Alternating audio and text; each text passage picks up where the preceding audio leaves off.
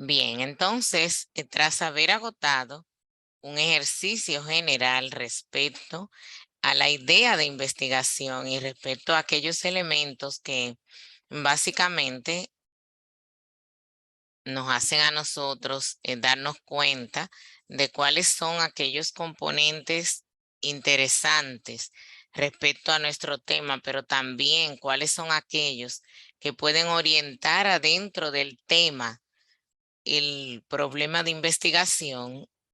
Se les hicieron en la guía una serie de preguntas que son con las que vamos a estar dialogando durante este día.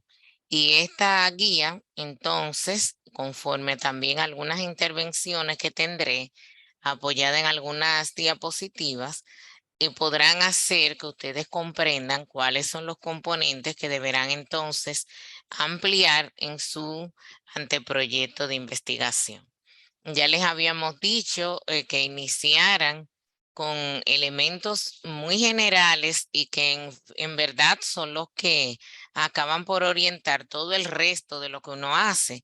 Se trata de los aspectos introductorios, llámese los antecedentes, la justificación, los elementos que determinan como si la descripción propia del problema y que lógicamente por describir el problema plantea una pregunta de investigación y es a lo que finalmente se determina como planteamiento del problema.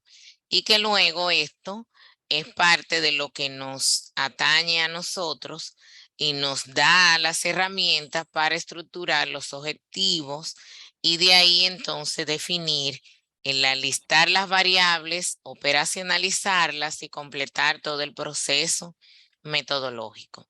Entonces, a partir de lo que cada uno ha estado realizando en la guía, vamos a estar haciendo esa revisión, preguntas directas, individuales, pero que van a servir al colectivo para que cada uno vaya de esa manera haciendo los ajustes, por lo cual es muy importante que durante el trayecto vayan ustedes tomando notas respecto a quizás las retroalimentaciones que podemos ir haciendo a los demás, porque de seguro les va a ser de mucha utilidad para lo que ustedes van a plantear como anteproyecto. Entonces, lo que vamos a estar haciendo es que a partir de lo mismo que ustedes han ido cargando, yo les voy a estar invitando a que puedan conversar un poco con todos nosotros respecto a esa propuesta para entenderla mejor, ya que ustedes hicieron una reflexión a partir de la guía y para que a partir de la retroalimentación que puedan hacerle sus compañeros y yo misma, entonces puedan ustedes avanzar. Previo a eso, y ya que ustedes agotaron felizmente, en la mayoría de ustedes, lo que tiene que ver con las funciones esenciales de salud pública, vamos a hacer un repaso respecto a esos elementos generales, puesto que si los repasamos podemos encontrar en los ajustes correspondientes a las propuestas. Ustedes mismos se van a ir dando cuenta. Entonces voy a proyectar unas diapositivas con ese contenido bien sucinto y terminado eso, entonces vamos a ir mirando las propuestas que ustedes han estado colocando a partir de la guía, por supuesto, para que entonces puedan ir haciendo los ajustes que va a llevar la propuesta ampliada.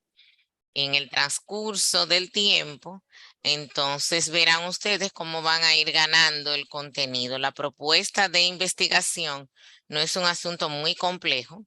Sí necesita que estemos seguros de qué es lo que queremos investigar y el no estarlo es lo que le da la complejidad, pero estar y saber qué es lo que quiero investigar y cómo lo quiero hacer, ya es lo principal que debemos tener a la mano para realizar el anteproyecto.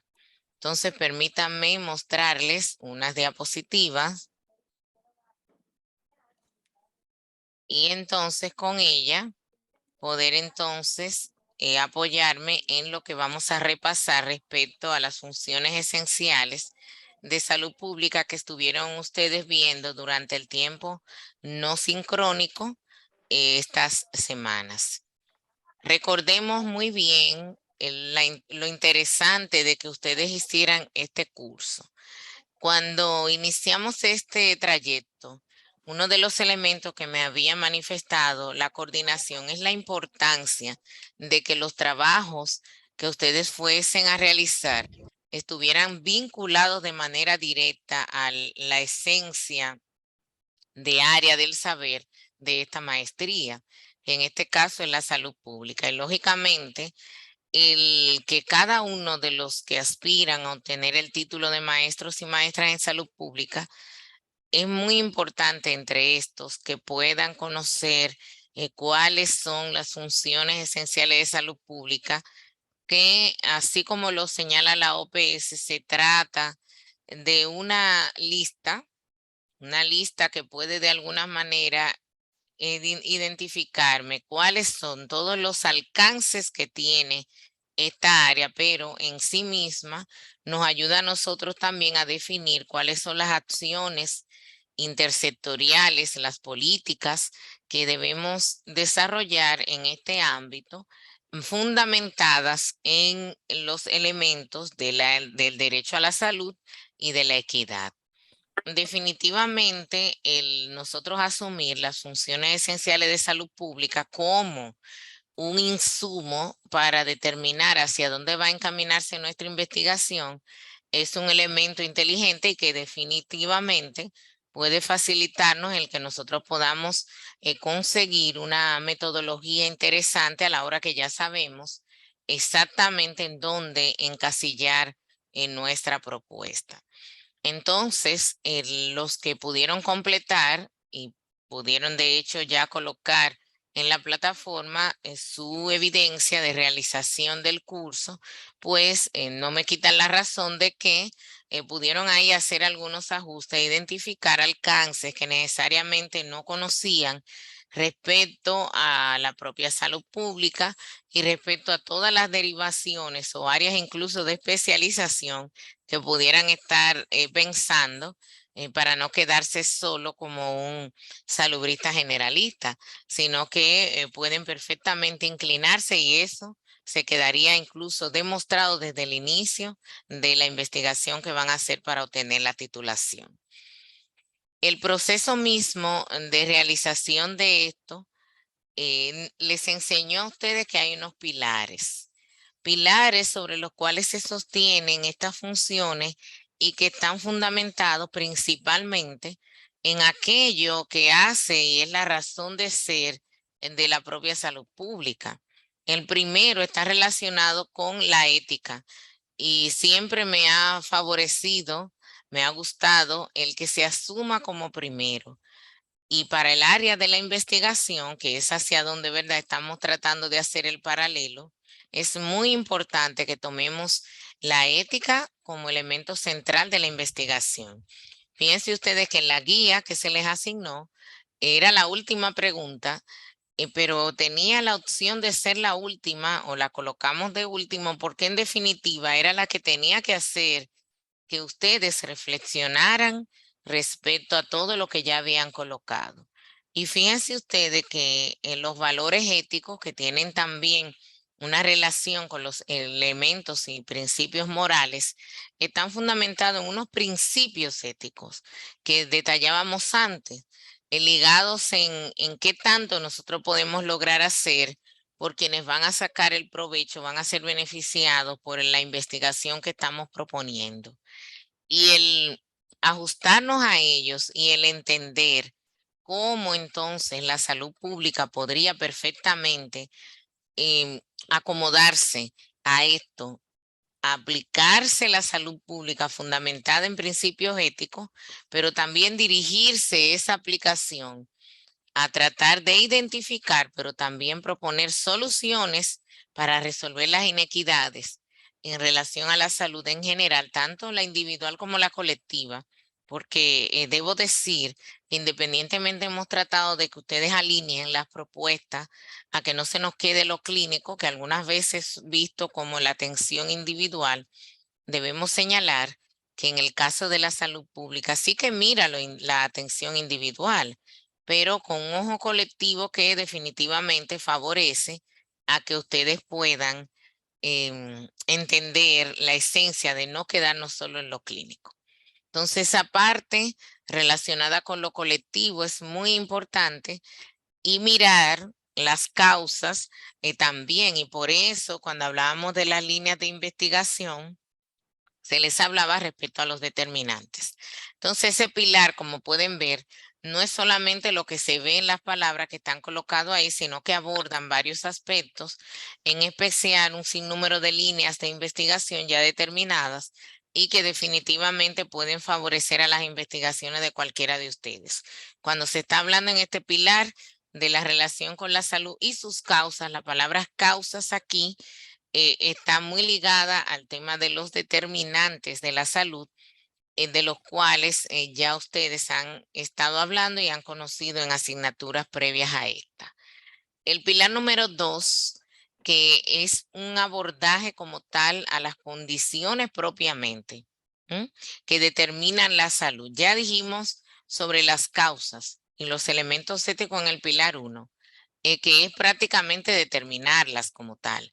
Pero ya sabiéndolas, entonces, ¿cómo nosotros podemos, desde la mirada de salud pública, abordar a esas condiciones de todo tipo? Y fíjense cómo en el pilar queda claramente listadas todas, sociales, económicas, culturales y políticas, porque saben bien que se trata en la salud y la salud pública la mira como un elemento integral de la vida y no solamente como una condición de bienestar, sino con todas las integralidades que conlleva ese bienestar. Entonces, el asunto de asumirla como un elemento colectivo también queda visto cuando se nos especifica en este pilar con la palabra en plural, poblaciones. Y ahí es donde nos vamos a lo que les he estado informando desde el inicio. Cuando entonces en el proceso de investigación solamente nos quedamos en el conteo de expedientes o solamente miramos de manera alejada asuntos generales relacionados con una enfermedad, una condición de salud, pero enfocado a casos, sin mirar cómo eso se puede extender o representar a la mayoría, entonces nos estamos saliendo de esto, de esta pluralidad. Tenemos el pilar número 3. Entonces, en este, además de ya todo lo que se ha visto, nos dice, bueno, ya identificamos, vimos que no está dado de manera equitativa.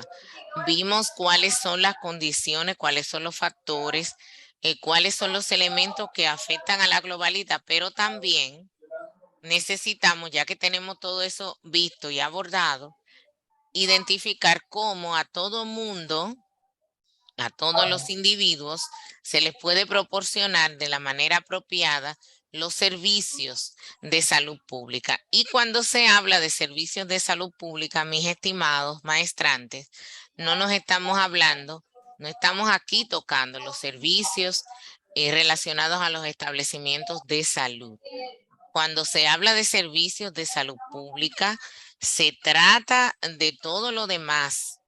No es que deja de incluir a los servicios en los establecimientos de salud, sino que además se trata de todo aquello que es programático, que tiene que ver incluso con elementos no solamente de la prestación directa, de la rehabilitación de las personas tras transcurrir una enfermedad, sino que también aborda aquello que algunas veces decimos rápidamente las 3P: protección, promoción y prevención. Entonces, en definitiva, a todo eso es que llamamos servicios de salud pública, integrales e integrados. Fíjense el doble uso de una palabra que en algunos materiales probablemente lo veían de manera indistinta, pero este pilar rescata por las diferencias que esencialmente tiene. Y nueva vez les plantea cómo la salud pública abarca, lo individual junto con lo colectivo. El pilar 4, que es el último, la última patita, ¿verdad?, de la mesa, nos habla entonces de la autoridad sanitaria.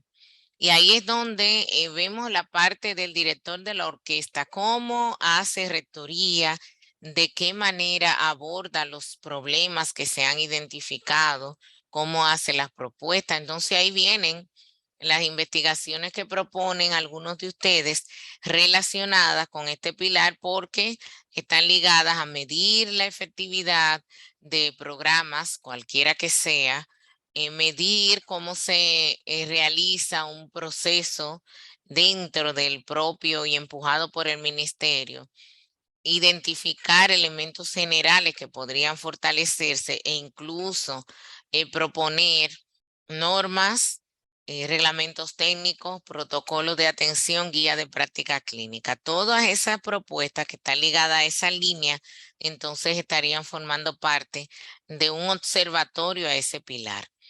Y digo la palabra observatorio porque lo que estaríamos esperando es que ustedes puedan perfectamente asumir la realización de en cada uno de esos pilares, observar qué es lo que está ocurriendo o proponer cómo mejorar estos aspectos que cada uno toca. Y eso lo pudieron ver en ese curso que les fue recomendado. Entonces, haciendo un paseo a través de las funciones esenciales, recuerden que ellas están clasificada por ámbitos. Y en el ámbito de evaluación tenemos la función esencial número 1, que implica el monitoreo de evaluación de la salud.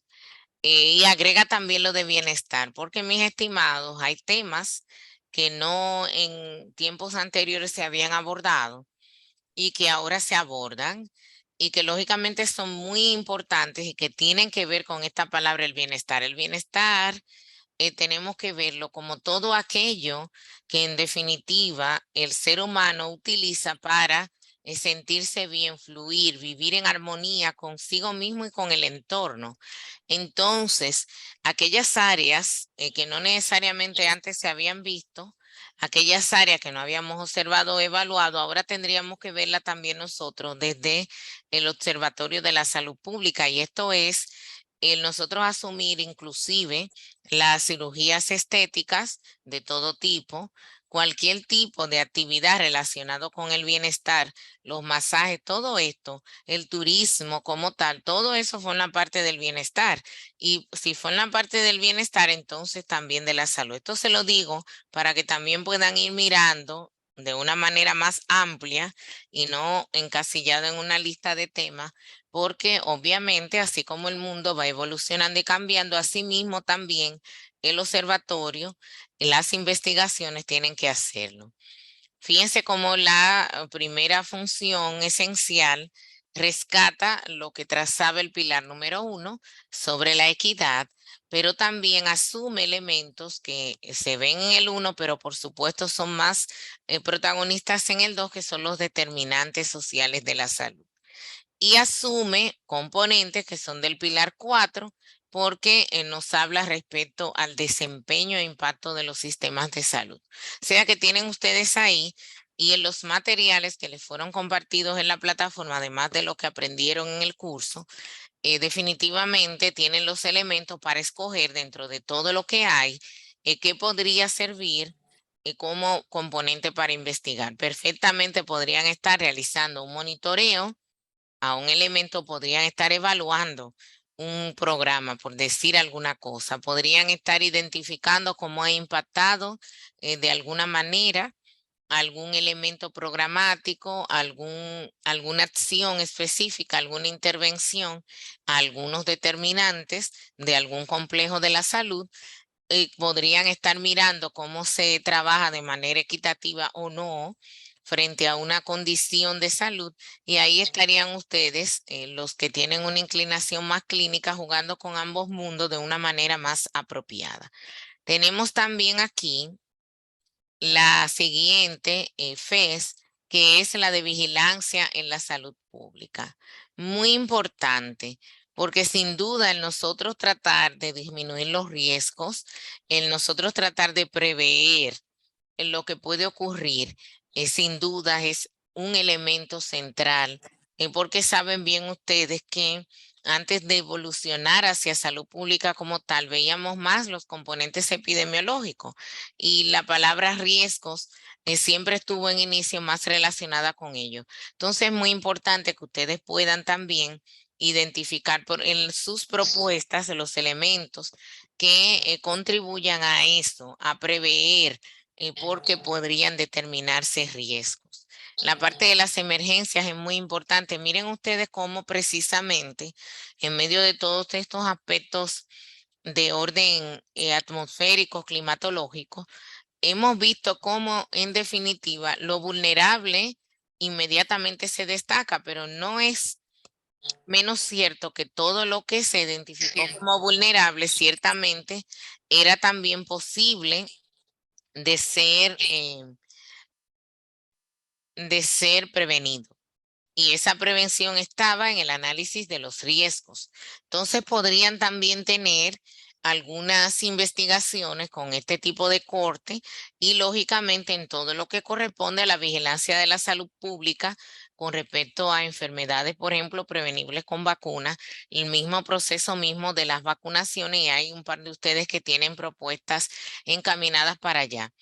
Esto creo que puede favorecer y en definitiva lo aprendieron con la función esencial número 2. En la número 3 está un elemento interesante y que hace la razón respecto a lo que ustedes están haciendo en la investigación. Y quiero que lo vean como un incentivo para que se den cuenta que la misma tesis que usted está haciendo para obtener el título de maestro en salud pública, ya le hace a usted contribuir a la propia salud pública, porque le encamina que una de las funciones propias de esta área, usted la materialice con la realización propiamente de una investigación y con ello aportar conocimiento en el ámbito de la salud, como bien reza la FES.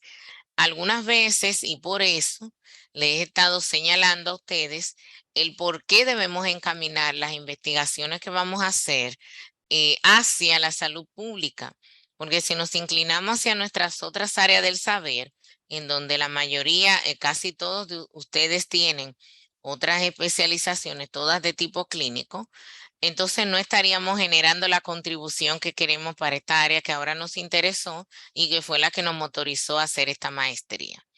Tenemos entonces también el ámbito de desarrollos de políticas muy interesante y que las funciones que abordan esto nos dan también ideas de qué investigar. Y pudieron ver ustedes en el curso cómo se le detalla de manera muy precisa todo sobre cómo se formula o qué puedo observar y cuál es la responsabilidad de la autoridad sanitaria de formular e implementar políticas de salud. Y por supuesto, los elementos que generen que esas políticas, además de ser implementadas, sean promocionadas y que lógicamente eso todo esté encaminado a que se proteja la salud de la población. Y miren aquí cómo se sale de lo individual. O sea, de nada sirve y hay, por supuesto, proyectos especiales para individuos, pero fíjense que tienen un corte colectivo. Cuando hablamos de un programa, por ejemplo, el programa de medicamentos de alto costo que tiene el Ministerio de Salud Pública, estamos hablando de un programa que implementa una política que trata de hacer una mirada equitativa hacia quienes menos pueden para que se pueda proteger la salud de un colectivo. Porque en definitiva, quienes tienen patologías en donde la medicación es inalcanzable por sus condiciones de acceso económico, o sea, el gasto de bolsillo sobrepasa sus ingresos, el gasto en salud, definitivamente necesitan que el gobierno, el Estado, le proporcione los elementos para poder tener en condiciones iguales a aquellos que sí lo pueden pagar. Entonces, se formula un programa, tomando este ejemplo, se implementa una política. La formulación del programa va encaminada a la implementación de esa política de equidad y de salud universal que se supone debe garantizar el Estado. Entonces, usted puede hacer un análisis por ejemplo, a ese programa o a cualquier otro con esa lógica y asumiendo estos elementos de desarrollo de las políticas que le da la función esencial número 4. La número 5 es interesantísima, tiene un corte extraordinario ligado a lo social y que lógicamente mide no solamente que exista un programa, sino cómo la sociedad organizada, la sociedad civil, se incluye. ¿De qué manera? Y no porque quiera incluirse, sino porque el propio Estado también proporcione los mecanismos para que este grupo interesado o todo el que lo desee pueda incluirse, opinar, observar, hacer lo que se llama veeduría, y es también un elemento para estudiar. Tenemos muchísimas asociaciones sin fines de lucro, perdón, las ASFL, dedicadas al tema salud. Y muchas están dedicadas a temas, o sea que de repente se pueden incluso hasta perfectamente clasificar. Su estudio puede perfectamente proporcionar eso. Las clasificaciones, una actualización respecto a las condiciones de, de estas asociaciones, y cómo evolucionaron ellas de aquello que se veía antes y que algunas veces fue una oportunidad para uno cuando se hablaba de organizaciones no gubernamentales, cómo han evolucionado, de qué manera impactan dentro del sistema mismo de salud, cuáles son esos componentes que la mueven para ellas ser y cómo entonces podríamos decir que ellas impactan ya sea positiva o negativamente en el sistema de salud.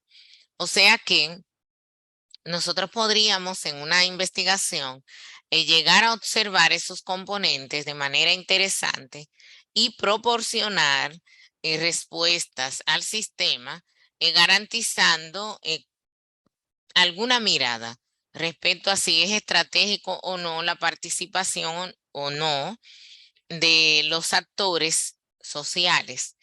Pero en el ejemplo que les puse, especialmente podría ser en este caso de las asociaciones sin fines de lucro. En el caso de la asignación de recursos, miren, tenemos ahí el desarrollo de recursos humanos para la salud y hay tantos temas como ustedes podrían imaginar y hasta lo que no imaginan. Tenemos la carrera sanitaria como un elemento interesante. Tenemos documentos recientes producidos por la Organización Mundial y la Organización Panamericana de la Salud que hablan acerca de los recursos humanos para la salud.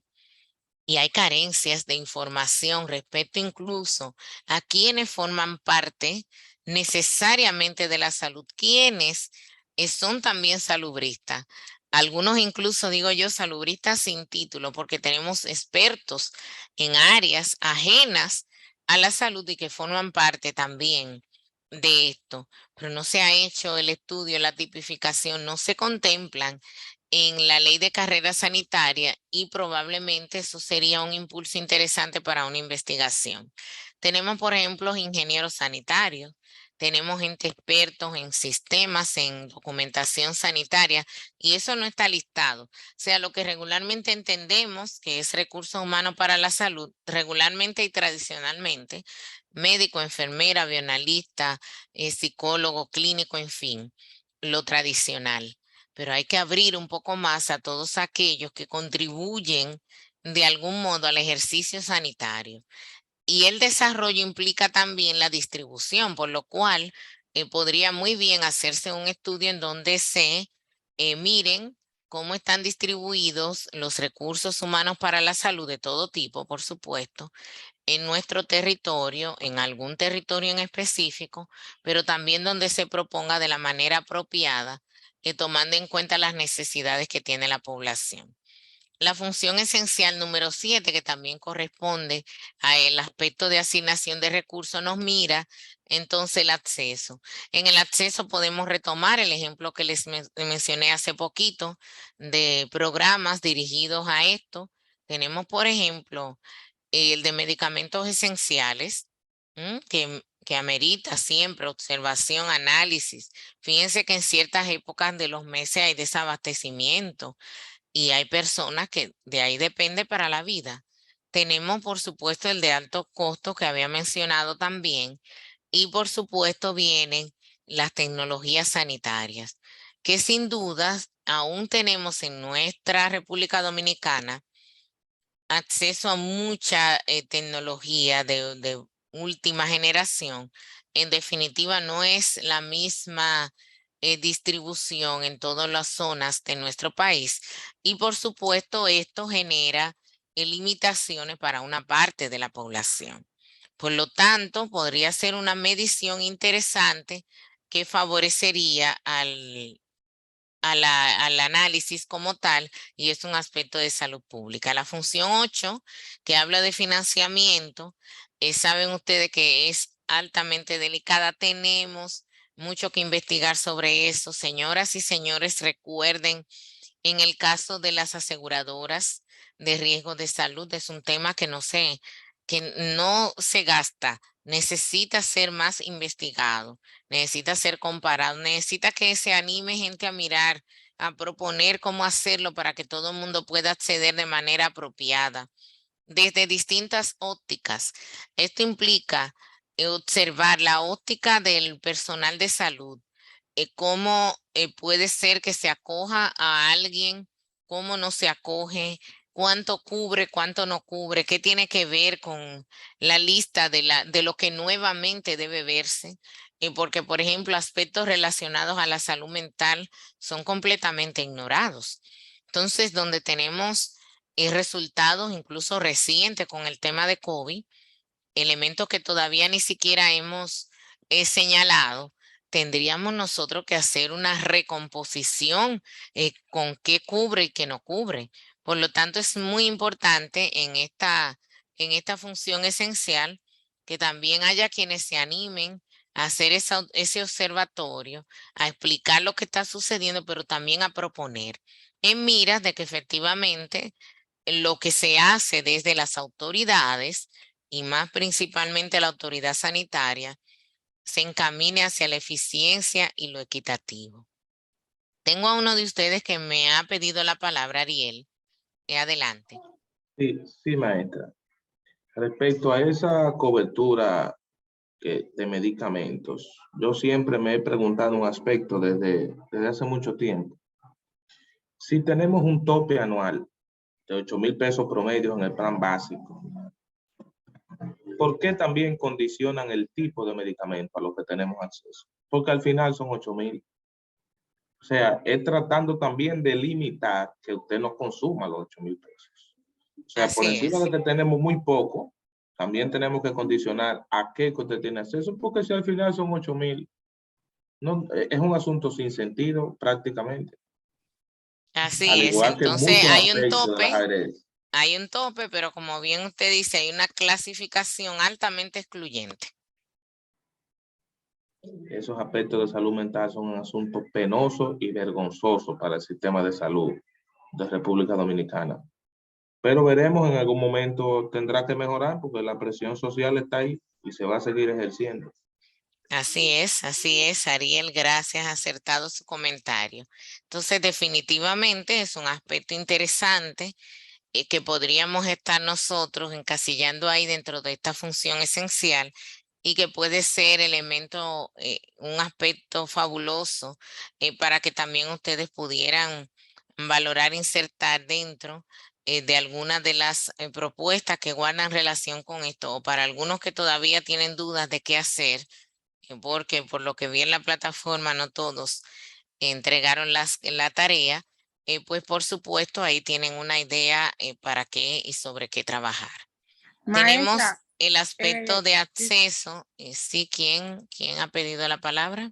Griselisa, es que no sé, de mi parte fue un poquito complicado subir la tarea. Fue como adivinando, porque no sabía que eran como en el cuadrito de al lado que se subía la tarea, por eso la subí tarde. No sé de parte de mi compañero qué habría pasado. No se preocupe, que el aspecto de lo tardío, eso no lo valoramos de manera tasativa, sino que como todo en la vida, todo debe tener un plazo, pero si la logró cargar, eso es para mí es suficiente, así que usted tranquila. Vamos entonces con respecto a la cápita de acceso. En el respecto a acceso, tenemos la función esencial número 9, en donde nos habla acerca de los servicios de salud. Pero fíjense ustedes que es también una impulsadora a que nosotros no solamente miremos que haya, y vamos a ponernos claros, en la mayoría de la población por generaciones ha sido adaptada a que a la hora de hacer un reclamo social, ustedes me dirán si no es así, lo primero que discuten es que queremos un hospital. Porque todo el mundo comprende o ha entendido que la atención directa desde lo individual, pero más la especializada, es lo que le va a resolver todos los problemas de salud. Entonces, hemos descuidado todos los aspectos que tienen que ver con la atención primaria. Hemos dejado de lado aspectos que tienen que ver con la prevención de la enfermedad, con la promoción de la salud y con la protección de la salud. Y nos vamos a la atención directa, que sin duda cuando ya llegamos ahí es porque todo lo demás ha fracasado. Repito, cuando llegamos a la atención directa es porque lo demás ha fracasado. Entonces, cuando en esta función esencial nos vamos a los aspectos, miren, hay estudios interesantísimos que se me ocurre pudieran hacer algunos de ustedes respecto a esto. Pudiéramos estar mirando y analizando, tomando en cuenta los indicadores básicos de salud y comparando aquellos lugares en donde tienen los bien pedidos, ¿verdad? O muy pedidos, hospitales, o sea, establecimientos de salud, y siempre piden tercer nivel, quieren la ultra cosa en cualquier lugar, porque piensan que tener el acceso es tenerlo cerca, aunque no se necesiten. Y no debe ser así. Debemos centrar las especialidades y subespecialidades más complejas en ciertos espacios y entonces tener especialidades comunes en otras y el nivel más bajo de complejidad que aborde todos los aspectos primarios que lógicamente evitan que se tenga que requerir los demás. Entonces, y por ende, deberían haber menos de alta complejidad y más del nivel básico, y los intermedios estar ahí como un tránsito del proceso. Entonces, ¿qué tanto nosotros podríamos analizar esa distribución de establecimientos? Me refiero a establecimientos, me refiero también al personal de salud tradicional clínico versus a las situaciones de salud de la población que ahí es impactada. Entonces, esto también comparado con qué tan integral son esos servicios y la calidad de ellos. Y la calidad desde un punto de vista estandarizado, con mediciones lógicas y no bajo la percepción, porque ya habíamos comentado que dependiendo de a qué se ha expuesto el usuario o la usuaria de los servicios, podrían estar festejando el que se hiciera un parto en una zona recóndita, lejana, ¿verdad? De nuestros pueblos, ¿verdad? De nuestra zona más rural, y de repente celebre ese usuario o usuaria de que se realizó un parto a la luz de una vela y que ese médico es excelente porque lo logró hacer de esa forma. Entonces, ahí no estamos hablando de calidad, a pesar de la impresión positiva que podría ante un abordaje, una entrevista, una encuesta, darnos ese usuario. Porque definitivamente esa atención se hizo porque era irremediable, ya iba a salir el muchacho, pero de calidad no era. Entonces, hay varios aspectos que tendríamos nosotros que ver, que no sea solamente el acceso a los servicios, sino que estos tengan también calidad e integralidad. Yo creo que mientras yo hablaba, había alguien que pidió la palabra, dejen ver. Diana, díganos. Sí, maestra, en ese aspecto que usted mencionaba es muy importante. De hecho, yo veía una entrevista ayer de una de las principales activistas de una fundación aquí en Santo Domingo, se llama John Péame. Y la pregunta que le hicieron fue que si ella fuera presidenta, ¿cuál fuera su primera política, su primera decisión? Y ella enfocaba a una persona que no tiene nada que ver con salud pública, ella es ingeniera industrial, pero por el mismo trabajo social que hace, dice, la salud pública está abandonada en este país. Y yo no me refiero solamente al acceso a los servicios, como usted mencionaba. Ella decía, a veces yo le puedo ayudar a una persona a hacer una casa y después me doy cuenta que por alguna adicción, porque no tiene trabajo, por alguna cosa, tiene que venderla y vuelve otra vez a ese mismo ciclo de pobreza. Entonces, todo eso es como usted dice, no solamente está el hecho de tener un hospital, hay muchas otras cosas. Ese programa de promoción de la salud, que no solamente incluye dar una charla, cuando hablamos de promoción de la salud, estamos hablando de volver a reorientar los servicios de salud. Exacto. Tenemos que hablar de actitudes personales que tenemos que enseñar a la población. Estamos hablando de un entorno comunitario, entornos saludables, que si nosotros a través de salud pública no damos a conocer eso, pues entonces no se puede solucionar, porque en realidad, como usted dice, en muchas de las cosas que no se solucionan es porque no se identifican. Porque realmente el presidente no tiene acceso, por ejemplo, yo que vivo en San Cristóbal, el presidente no tiene acceso a jeringa. Si yo como salubrista no hago una investigación, identifico los problemas que hay ahí, no puedo proponer programas, soluciones para eso que hay ahí. Entonces realmente desde la investigación es la única manera que nosotros tenemos para comenzar a solucionar esas cosas. Diana, estoy completamente de acuerdo con usted. Y aquí traigo a colación algo que vimos en el primer pilar, relacionado también con la ética. Porque miren, si alguien se anima a hacer un estudio como este, podrá encontrar que tenemos centros o establecimientos de salud, inclusive de tercer nivel, pero con números, vamos a decir, suficientes. Ahora, el acceso sigue siendo inequitativo. Y esa inequidad incluye también un comportamiento ético que algunas veces se evidencia en la manera en que es ofertada la cartera de servicios en el establecimiento. O sea, cuando usted va y se encuentra que el establecimiento en la cartera te ofrece servicios de cardiología, pero que el cardiólogo ha condicionado y va una vez a la semana o 2 veces, un rato por la mañana. Y sé que hay muchos clínicos aquí y saben que lo hacen así muchos de los especialistas. Una vez. Hay servicios de psicología, pero los psicólogos llegan a las 9, ya a las 11, si se va y se encuentra cerrado, porque no van. Entonces no cumplen la jornada completa de trabajo, cosa que uno se ríe algunas veces del punto de vista de salud pública, porque los salubristas no. Regularmente cumplimos todo nuestro horario, pero los clínicos se van en la mañana, un rato en la tarde. Los centros de atención públicos son prácticamente para los ingresos, los que están ingresados. Encuentra escasas consultas, cosa que entonces se nota la diferencia en los privados. Entonces, esa parte desconsiderada de los especialistas clínicos, independientemente de lo que se pueda justificar, de que si tienen que tener pluriempleo, de que lo que se paga es muy bajo, pero usted lo contrataron para 8 horas diarias.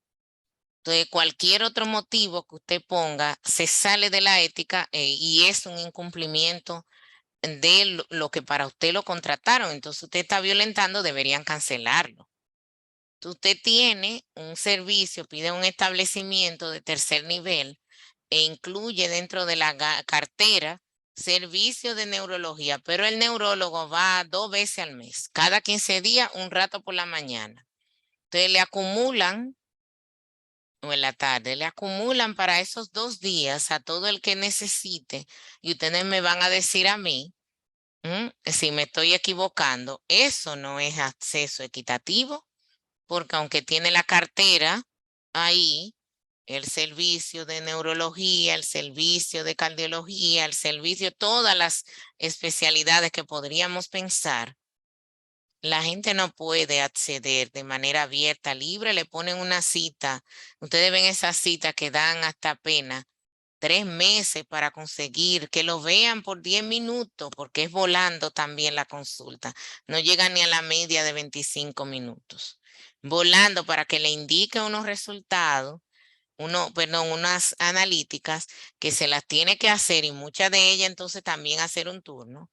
Y ya cuando realmente viene a obtener un diagnóstico ha pasado casi 6 meses a un año. Eso no es acceso equitativo. Entonces, desde la mirada de salud pública tendríamos que hacer ese análisis porque no podemos seguir sembrando todas las zonas de establecimientos de salud cuando hay una falta ética extraordinaria.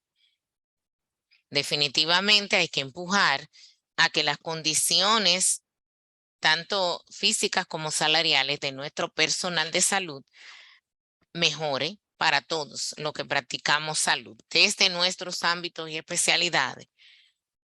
Pero también hay una realidad. Si ya usted asumió eso, entonces usted lo asumió con todo lo que lleva. Por ejemplo, mi médico ginecólogo, él no trabaja para el sector público, porque él entendía que la oferta que le estaban dando no era apropiada para lo que él aspiraba a asumir como salario al mes. Y él se dedicó solo a lo privado, eso sí, que tú vas a las 8 de la mañana, ahí está él. Vas a las 11, ahí está él. Vas a la 1, ahí está él.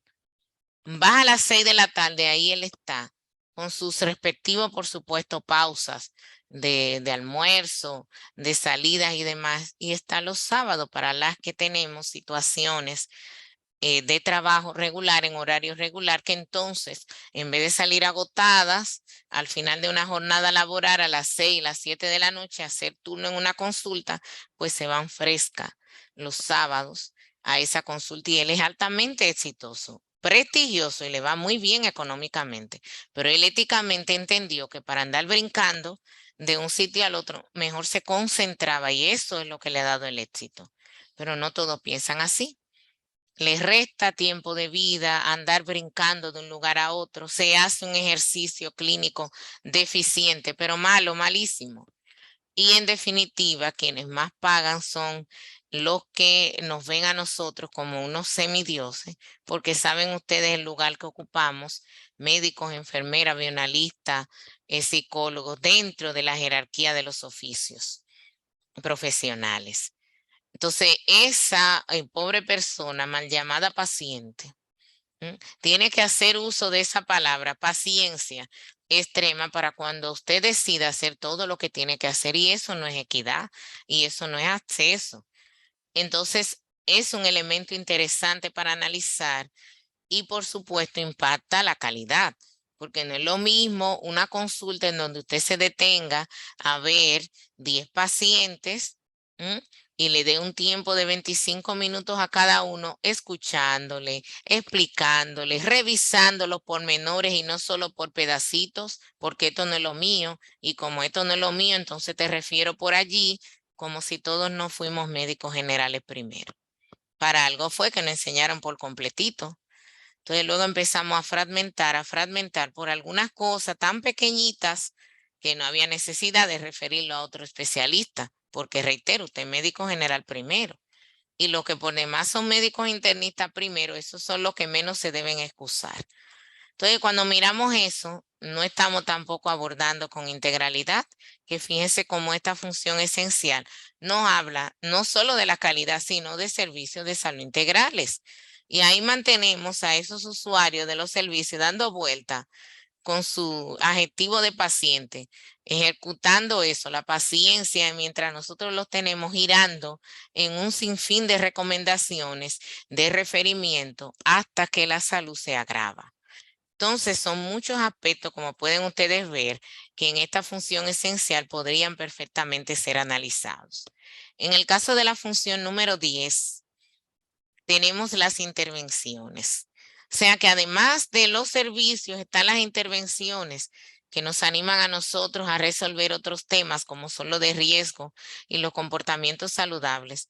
Y justamente cuando hablaban ustedes recién, mencionabas estos aspectos que tienen que ver con que no solamente nos enfoquemos en la atención directa, y ya les había hablado de eso en otra de las funciones, sino que podríamos estudiar cómo intervenciones puntuales frente a condiciones de salud que se han identificado como ultra necesarias ser intervenidas, cómo esas intervenciones realmente aportan o dejan de aportar, porque a veces estamos muy inmersos en programas de atención directa y nos olvidamos que, como muy bien mencionaba hace un ratito Diana, existen propuestas de impacto alto que deben ser reforzadas y que no.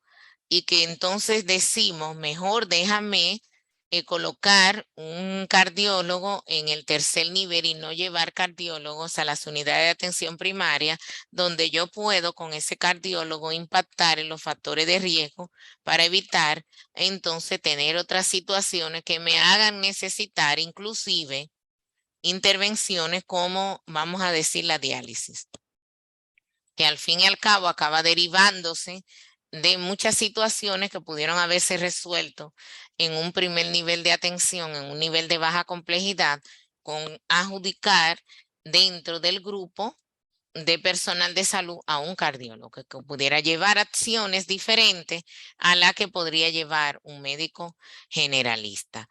Tengo que me ha pedido la palabra Sandra. Concedida, Sandra, cuéntenos.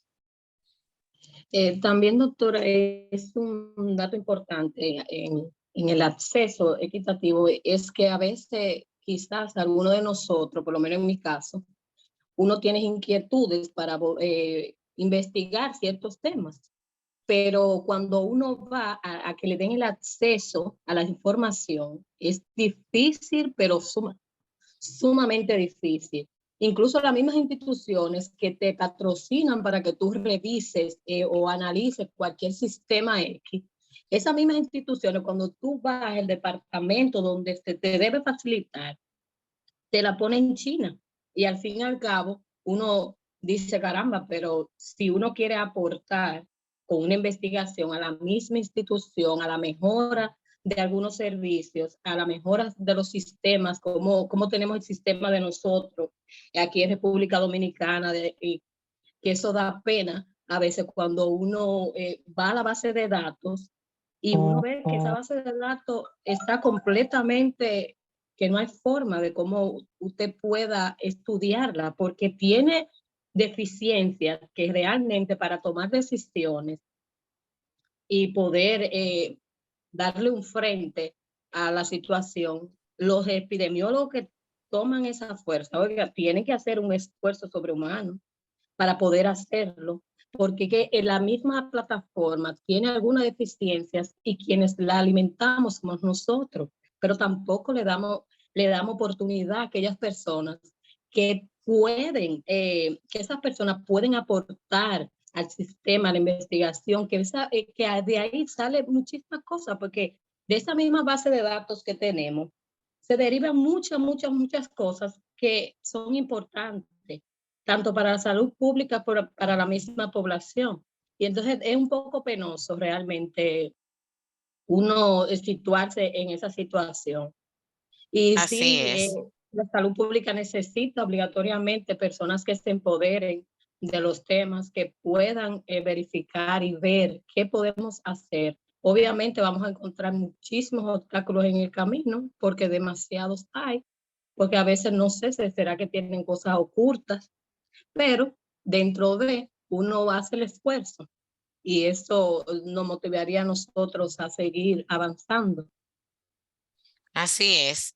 Miren, hay varios aspectos. Los salubristas tenemos que dominar también algunos elementos legales para el ejercicio.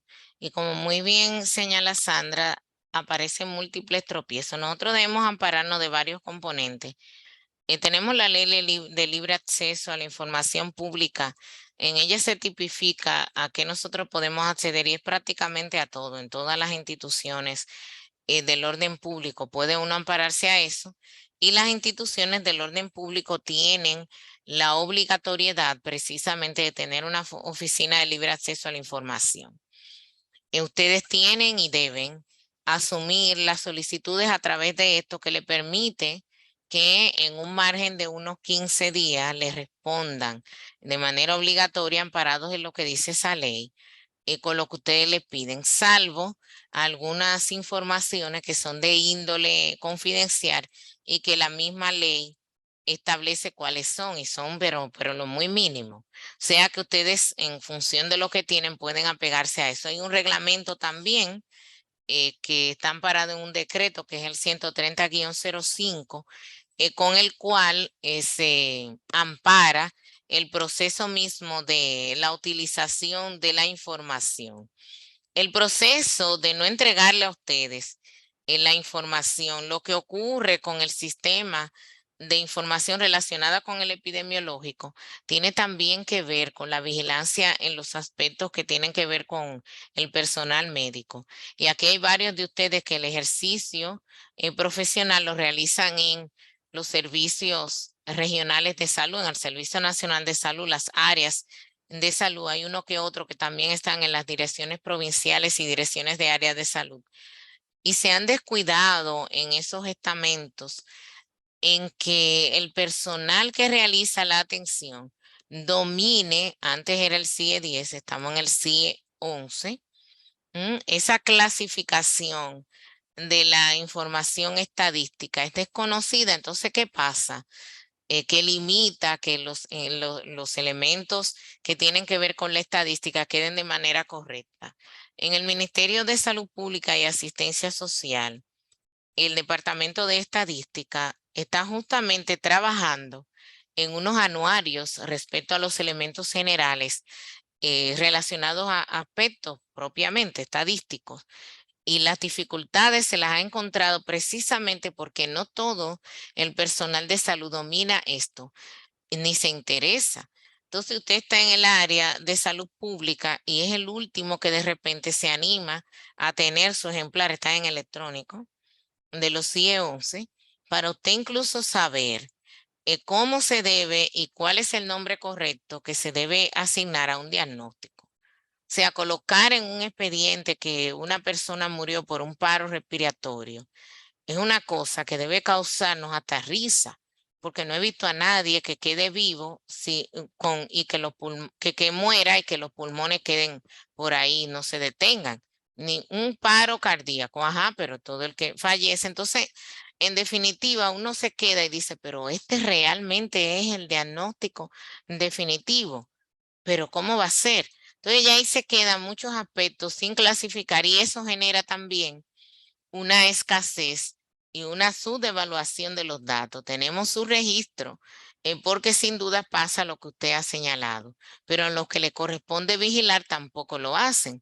Entonces se queda uno mirando también en los establecimientos de salud, como de repente quien tiene la función de epidemiólogo anda casi de vacaciones durante toda la semana. Lo ven una vez si acaso, o 2 veces cuando se va a hacer un consolidado, cuando hay tanto que hacer, como revisar cada expediente, como verificar una cosa tan simple como lo que he dicho de los diagnósticos y ver si está dentro de la clasificación, si aplica, como verificar las condiciones que tienen que ver con la epidemiología hospitalaria. O sea que el epidemiólogo es tanto lo que tienen que hacer que deberían haber 2 o 3 en algunos establecimientos, dependiendo del volumen de usuarios que tenga. Y nos olvidamos de eso. Entonces, cuando no hacemos y asumimos esos comportamientos, ocurre lo que ustedes han señalado. Pero también desde el sistema, lo que no aparece publicado, tanto en el SINAVE, en el Sistema Nacional de Vigilancia Epidemiológica, de manera abierta, como en las páginas o repositorios mismos del Ministerio de Salud o de cualquier otro ministerio, pídalo, aprovechando la ley de libre acceso a la información con la oficina que lleva el mismo nombre. Y tienen que entregarle toda la información, además de que eso le garantiza a ustedes de que esa información que le entregaron ciertamente tiene un ribete oficial, porque el envío ya la hace oficial. Entonces ya lo que usted publica, en definitiva, tiene las autorizaciones, porque incluso cuando usted la solicita, explica para qué la va a usar. Y eso ya le da libertades, así que deben usar ese mecanismo. Hay entidades que se especializan en los datos, ya ustedes tuvieron una experiencia con una experiencia interesante que trató de promocionar la dirección de la Escuela de Salud Pública con la Oficina Nacional de Estadística, la ONE, en donde le mostraron la diversidad. Yo sé que muchos de ustedes han podido estar explorando en esa página y se han encontrado con sorpresas positivas de toda la información que se maneja desde la ONE. Y además les dijeron lo que no está, entonces también usted lo puede pedir, precisamente amparados en esa ley, y así entonces podrían conseguir la información. Isabel ha pedido la palabra. Adelante, Isabel. Es abundar un poquito, maestra, sobre lo que usted tocaba sobre los accesos equitativos hacia los pacientes. A mi entender, esto es multifactorial. Hay varios factores que intervienen en ello. Yo, para así decirlo, trabajo en un centro de atención primaria y es donde mejor se lleva la equidad. ¿Por qué? Porque hay un cumplimiento de horario diferente a los centros de tercer nivel. Al inicio nos estaban pidiendo las 8 horas, luego ya han bajado para los especialistas 4 horas. Pero, por ejemplo, el servicio de psicología que allí se ofrece, ellos le tienen sus 8 horas, que a veces no lo entiendo, tantas horas, pero en el nuevo, los cambios que han venido han traído esto. Pero la pregunta es, ya viéndolo desde mi punto de vista, en un centro, por ejemplo, en el centro de atención primario, ¿qué hace, por ejemplo, un especialista 8 horas, por así decirlo? Ellos han traído lo que son coger las huellas, pero mire, con los médicos somos difíciles, maestra. Donde yo trabajo lo han quitado 3 veces porque yo trabajo en un barrio, usted sabe, y ya ellos decidieron no llevarlo. Entonces, ¿qué les digo? Aquí se envuelven tantas cosas y se envuelve lo económico, porque ¿cómo usted siente un gastroenterólogo 8 horas por ese sueldito, donde tenemos tantas necesidades? Yo entiendo, y así lo he expresado, que quizás para dejarle esos servicios a los especialistas que no tienen la cartera de demanda que tenemos en el centro privado, por ejemplo, los que no tienen muchos pacientes, los que no tienen mucho tiempo de graduado, porque sí, de verdad, de corazón digo que los pacientes necesitan mayor equidad, porque el servicio que se le da en el hospital no es el servicio que se le da en la clínica. Claro. Y Aquí eso, el aspecto, mi estimada, perdone que le interrumpa, no es necesariamente la palabra equidad, es la del acceso. Es que ese gastroenterólogo, independientemente que el salario sea bajo, o sea, no disculpo el sistema porque yo soy de la que lo peleo desde adentro, me por mi imagino. posición. Lógicamente, el problema está en que ya usted firmó un contrato por esas 8 horas, por ese salario. Entonces ya luego que usted lo firmó, no puede decir, no, yo como quiere estoy muy chin porque ya usted lo firmó. Y el acceso implica que si Juanita puede ir a la consulta del gastroenterólogo a las 9 de la mañana, el gastroenterólogo esté ahí. Pero si va a las 3 de la tarde, también lo puede encontrar. Y si de repente Juanita, por el trabajo que tiene que hacerse un seguimiento continuo con el gastroenterólogo, no tenga que estar todos los días pidiendo permiso o perdiendo el día entero para conseguir la cita a las 10 porque él solamente está de 9 a 12, sino que pueda hacer equilibrio también, porque eso es lo que genera la parte. Acuérdense que salud es una cosa integralísima, tiene que ver con todos los aspectos. Entonces, el desequilibrio que le genera ajustarse a que el gastroenterólogo solamente va martes y jueves de 9 a 12, le genera a Juanita otros problemas de salud. Y los que son entendidos aquí lo saben. Si una gente que esté la semana entera pensando en que solamente de martes a jueves, que me van a poner quizá la cita para dentro de un mes porque ya hay mucha gente, o que ya los tickets que dieron son tantos, son nada más 10, entonces tengo que estar desde las 5 ahí esperando el ticket.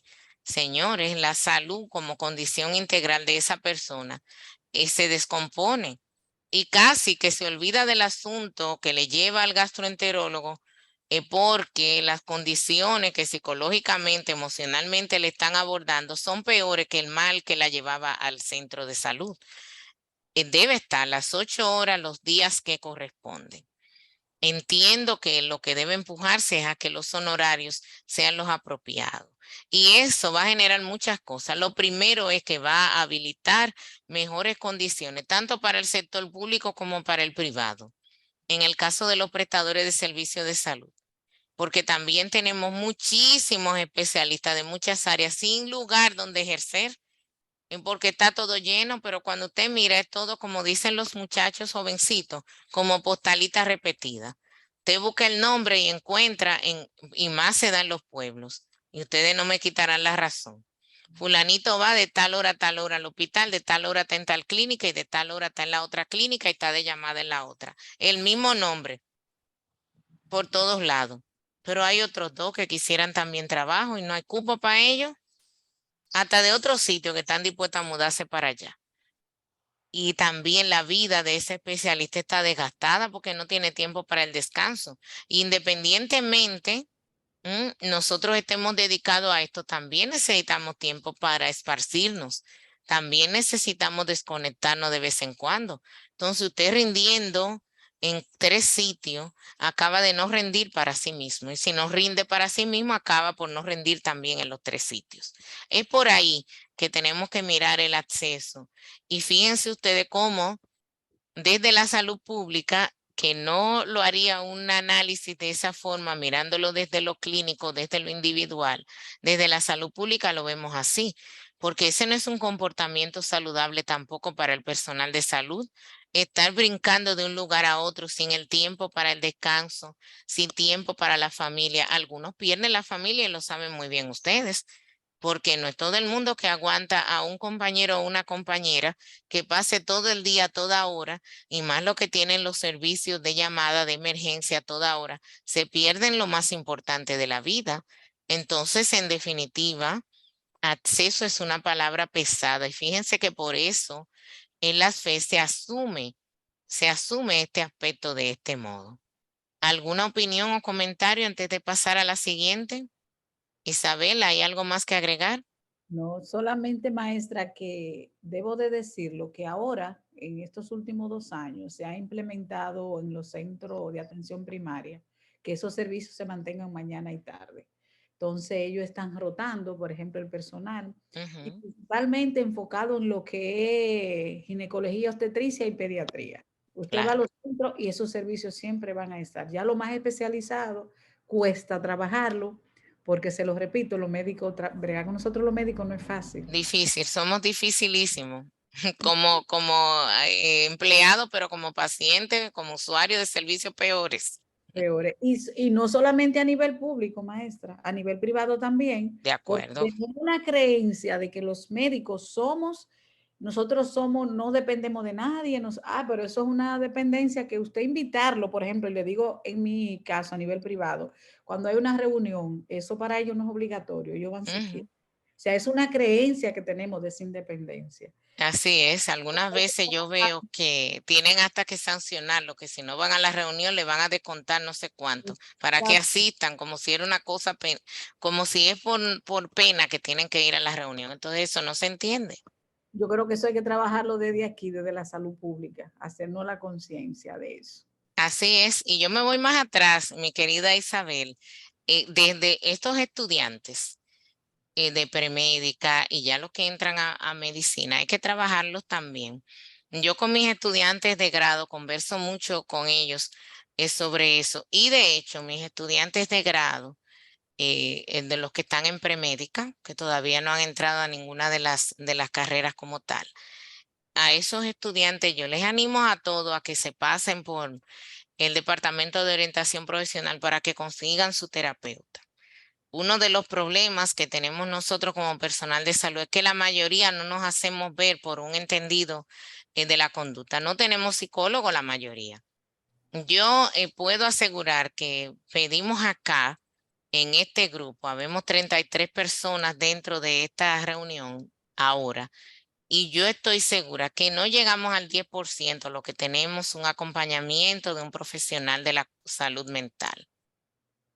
Y eso es lo que nos lleva a nosotros a abrumarnos de más con muchas cosas y adquirir incluso ofertas laborales que al fin y al cabo cuando se analizan no se necesitan. Porque, señores, para vivir y para vivir cómodo es poco lo que se requiere. Lo que pasa es que nosotros nos ajustamos a unos estándares y tenemos unos problemas de identidad y de multiplicar, replicar y hacer lo que hace el otro, que nos lleva a estar tan ahogados como es posible. Y eso nos resta vida.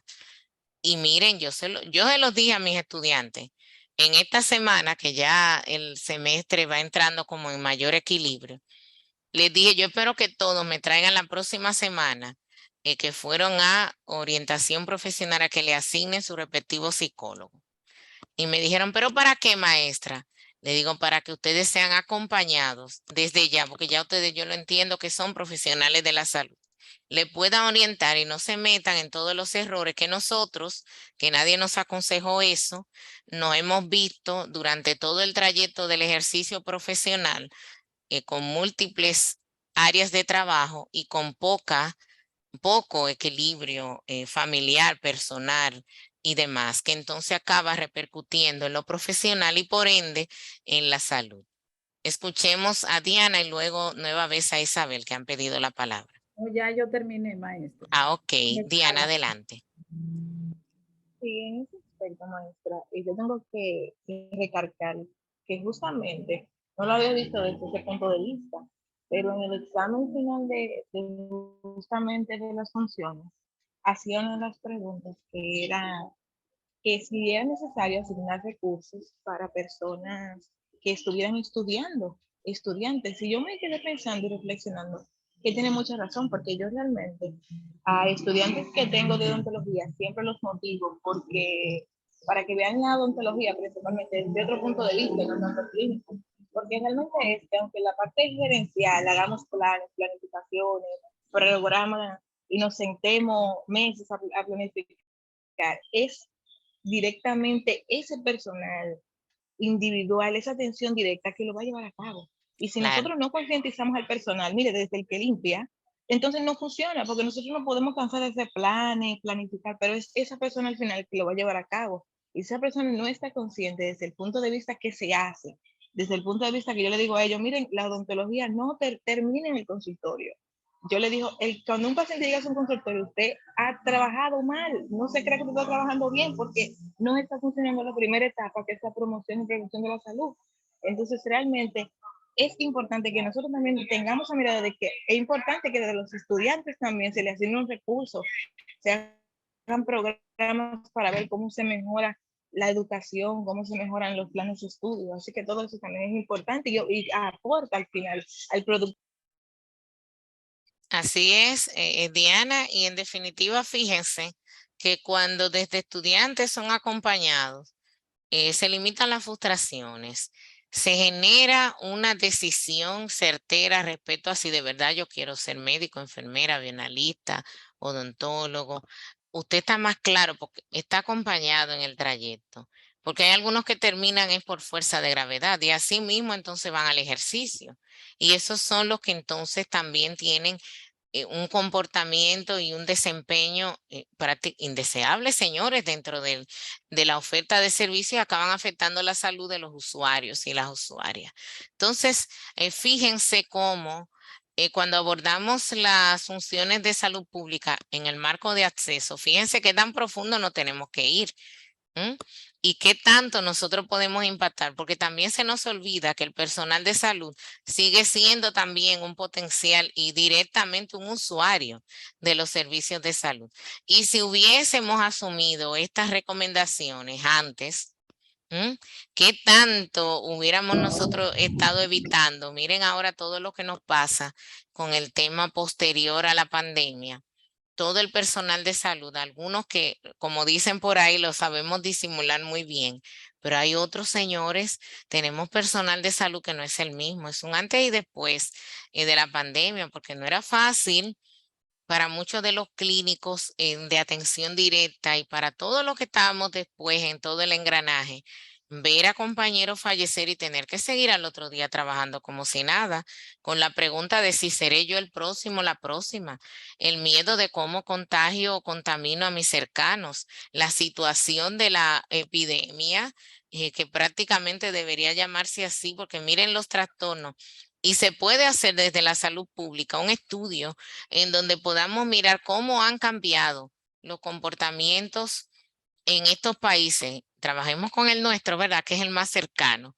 Cómo los eventos violentos, cómo la gente determina solucionar sus problemas y cómo se toman medidas de otro modo, porque la gente se dio cuenta de que en algún momento lo que pensábamos que éramos no es lo que somos frágiles, ¿m? Que fácilmente podemos morir. Y definitivamente eso impactó. Entonces, el personal de salud necesita tener ese acompañamiento. Imagínense ustedes, no digo los psicólogos porque incluso por conocimiento cercano, una de mis hermanas, esa es su práctica profesional, es psicóloga, y ella tiene asignada a su terapeuta. Entonces, me imagino que todos los psicólogos tendrán el suyo, pero el personal de salud debería todos tenerlo. Quizá eso habría resuelto muchas de las dificultades que tenemos. Hubo malas decisiones, están demostradas, y es por el nivel de estrés que generó la pandemia. Entonces ya cuando tú estás saturado, no tienes con quién conversar ni con quién hacer de repente una videollamada. Mire, me siento atribulada por esto y aquello, tengo que, todo eso hizo falta y eso es acceso. Eso también tiene que ver y no es equitativo para el caso del personal de salud, porque a veces hemos estado desde la autoridad sanitaria mirando el acceso solo hacia los usuarios, no hacia los prestadores. Y cuando digo los prestadores me refiero al personal de salud como tal, en todos los niveles, en todos los niveles. Entonces, fíjense cómo con esta función esencial hemos detallado una serie de elementos que quizá ustedes no habían contemplado y que podría ser materia de investigación para la propuesta que ustedes tienen. Tengo que Stephanie ha pedido la palabra. Está concedida, Stephanie. Cuéntenos. Gracias, maestra, para corroborar eso que usted dice de los psicólogos también, que a veces uno cree que un psicólogo tiene su vida resuelta. Y esta semana, no sé si todos pudieron apreciar, una psicóloga que cogió una piedra y le desbarató el vehículo a su Wow, sí. esposo. Y encima de eso, ella fue a justificar su acción a un programa donde ella ha recibido miles de burlas y miles de comentarios por psicólogos, colegas, cuestionando esa actitud, porque eso fue violencia. Entonces Sí. ella dice que sí, que ella tiene una terapeuta, pero realmente ahí quedó demostrado que ella no tiene un control emocional. Y eso fue una vergüenza. Para mí realmente, yo me puse en el lugar de los psicólogos y como médico me dio mucha vergüenza ajena, verdaderamente, porque la gente cuestionaba eso. La gente decía, y si eso es la psicóloga, yo me imagino los pacientes de ella. Y otra cosa también, como usted mencionaba, también. sí, hasta una clase también salió un video peleando y todo eso. Y otra cosa de lo que usted menciona, en nuestras consultas diarias, es increíble, luego del COVID, lo que ha pasado. Yo creo que un 60% de mis consultas son por trastorno de ansiedad, son por depresión, son por estrés. Los pacientes, usted ve que desde que llegan uno se da cuenta porque llegan, ay, tengo la presión alta, doctora, ay, me siento así. E incluso cuando ya uno le desmonta la idea, mira, no, tu presión está bien, ¿te pasa algo? Ahí empiezan hasta a llorar, empiezan a desahogarse y realmente hay que darle mucha importancia a ese tema, como usted dice. Así es, muchos tuvimos eventos de múltiples situaciones. Yo recuerdo que al inicio del proceso, cuando en 2020 se describe la situación, el Ministerio de Salud Pública, prácticamente la mayor parte del personal se retiró a su casa y los salubristas fuimos los que quedamos prácticamente para hacer la mayoría de las actividades. Y ustedes pueden imaginar que ante una situación desconocida, para nosotros también representó algo difícil de manejar. Y sin duda, el tú estar expuesto continuamente, esa sensación de vacío en la ciudad, con todo el mundo trancado, tú sin poder ver y reunirte con tus seres queridos, golpea mucho. Y Y la nosotros, muerte de los y familiares la cercanos. muerte de los familiares, el no poder tener, y los que son entendidos de la conducta lo saben, que el proceso del velatorio, independientemente de aquellos aspectos que pueda tener uno u otro de religiosos, ¿verdad? Y esos ritos y todo eso, al final todo tiene que ver y está relacionado con ese momento de despedirse que todo el mundo necesita. Entonces, cuando eso te lo restringen, que tú no puedes ni ver ni decirle aquello que no dijiste, aún en la conciencia sabe que no te está escuchando, pero hay una parte inconsciente que necesita que tú hagas eso. Entonces, todo eso se quitó. Y el tú escuchar en tal sitio falleció tal y era tu amigo, tu compañero de promoción y al otro día falleció el otro. Eso golpeó. Y todavía hay gente que no se ha repuesto de eso y el Estado necesita de alguna manera avanzar hacia esos elementos. Y entonces debemos darnos cuenta que aquello que en algún momento podía decirse, ah, mira, esto son servicios especializados. No, no, no. Ya hay que pensar que son servicios básicos, por lo tanto tienen que ir al nivel más bajo de complejidad porque debería ser para todos. Y cuando podamos entender esto, entonces encontraremos también solución a la distribución de los servicios de salud y del personal mismo de salud. Saben bien ustedes las dificultades que tiene mucho personal de estas áreas, siguiendo el mismo ejemplo de psicología, para insertarse en los espacios laborales y no debería ser. Porque si cada persona debería tener un acompañante con esta formación, al contrario, deberían faltarnos psicólogos. Y entonces que existan los verdaderos filtros en las instituciones de educación superior, porque el ejemplo que usted trae nos dice que esta psicóloga, muy joven por demás, según vi, tiene 29 años, la muchacha necesitaba ser intervenida. Y a pesar de ella decir que tiene un terapeuta, aparentemente ella no estaba en condiciones de equilibradamente atender a otros, porque es como le dicen a los padres, a uno cuando es padre, madre, le dicen primero, es que enseñas con el ejemplo. Entonces, como ella ahora puede desmontar muchas de las cosas con sus pacientes, con sus usuarios, si lógicamente ya no pudo tener ese autocontrol en una cosa altamente planificada y que tiene otros ribetes, que tiene que ver también con la salud pública, dado que como ustedes bien saben, lo que tiene que ver también con la equidad de género es salud. Y en el caso de ella, y que también es materia de nosotros observar, y he visto varios ejemplos precisamente tras la pandemia más que antes, déjenme decirle, no sé si es porque las redes lo han impulsado más, cómo hay una desigualdad en cómo se ven los casos cuando se perpetúa violencia de una mujer hacia un hombre versus a lo que ocurre de un hombre hacia una mujer. Y todos esos elementos tienen que ver también con salud, tienen que ver con intervenciones de salud y necesitan de una gestión especial para poder solucionarse.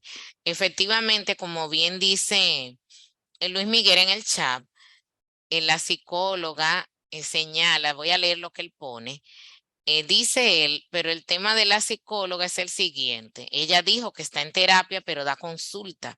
Y si está en terapia, no debe dar consulta. Por eso es que ella ha sido criticada. Habría que ver cuál es el diagnóstico que ella tiene y por el cual recibe terapia.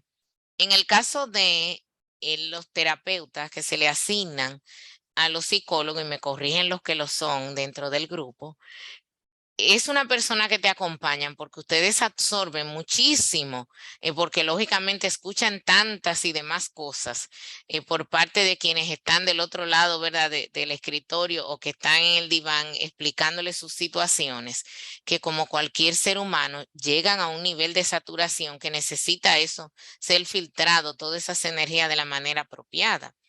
Lo que pasa también es que la muchacha aparentemente está enfrentada a muchas situaciones de estrés que le generaron un desenlace que no era el apropiado, pero fue como ella entendió que debía solucionarlo. Porque cuando miramos en la entrevista que ella da, ella incluso justifica el hecho de que en vez de ella golpear a su pareja, golpeó el vehículo. Imagínense usted el nivel de análisis hasta donde ella llegó. O sea que son elementos que habría que mirar cuál es el diagnóstico definitivo y tenemos nosotros también que estudiar cómo resolver o analizar, cómo resolver que en las instituciones de educación superior estén egresados gente que no están calificados para el ejercicio profesional. Y quiero que recordemos que estamos en un tiempo en donde en nuestro país se impulsa tanto la educación superior y se nos olvida que hay un nivel posterior al nivel secundario y que es como de un nivel intermedio, que es el técnico profesional, y que algunas personas perfectamente podrían ir a ese y no necesariamente al profesional del nivel universitario.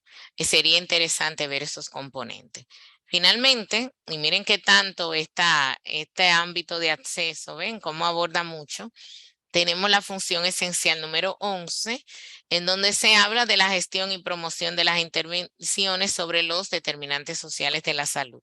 Y que ya muchos de esos elementos hemos conversado de ellos y que por supuesto facilitan el hecho de que nosotros podamos identificar desde la autoridad sanitaria cuáles son los componentes que pueden favorecer a que se trabajen o se aborden las causas de las causas. Como aquel sistema que utilizan los niños pequeñitos a los 2, 3 años, 4, que preguntan el por qué y por qué y por qué. Es eso, nosotros intervenir a lo que genera la causa del problema, irnos más allá, más atrás. Y entonces en este ámbito de salud pública perfectamente podemos hacerlo. Creo que hemos llegado a un momento en donde debemos hacer una pausa para que ustedes puedan estirarse, tomar agua, meditar unos minutitos respecto a lo que hemos dicho y retornar. Yo creo que podemos tomarnos unos 10 minutitos, no sé qué les parece a ustedes, para hacer eso.